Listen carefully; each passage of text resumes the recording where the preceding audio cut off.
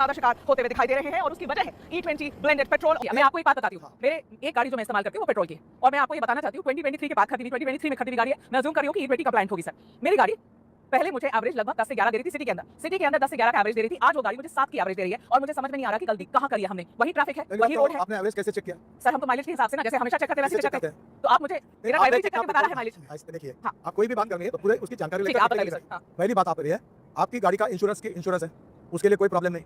आपके गाड़ी को कंपनी की गारंटी है, उसमें कोई फर्क नहीं है इथेनॉल डालने से। आपकी गाड़ी आप सर्विस स्टेशन में ऑथराइज्ड कंपनी के डीलर के पास भेजिए और वहाँ मशीन होता है। ठीक है। एवरेज अपने आप और मैं अपने गाड़ी में नहीं चेक करता। ठीक है। उसको एक मशीन होता है, वो मशीन किसी के घर में नहीं होता। ठीक है। तो वहाँ होता है, वो चेक करिए। पर आप नहीं मानेंगे कि ब्लेंडेड पेट्रोल की वजह से मेरी माइलेज कम हुई है, आप नहीं मानेंगे। तब मानेंगे हाँ।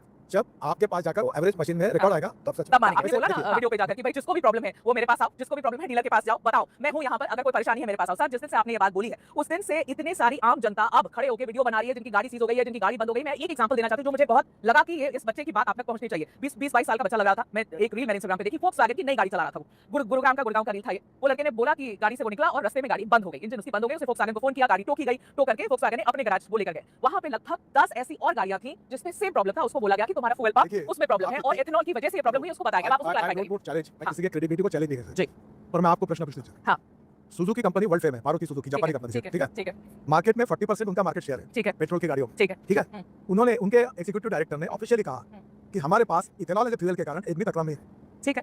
आप एक काम करिए, कभी कभी गलतफहमी के कारण कुछ भी तकलीफ हुई तो एक आता है, जैसे मैं आपको एक बात बता दूं, अब नाम बता दूं, इंडियन एक्सप्रेस ग्रुप के नागपुर में लोकसत्ता पेपर है, उसके मुख्य संपादक है देवेंद्र गावड़े। ठीक है। उन्होंने मुझे एक दिन फोन किया कि मेरी गाड़ी बिगड़ी हुई है और मैकेनिक कह रहा है इथेनॉल के कारण बिगड़ी है। अब मैं नाम बता रहा हूं आपको।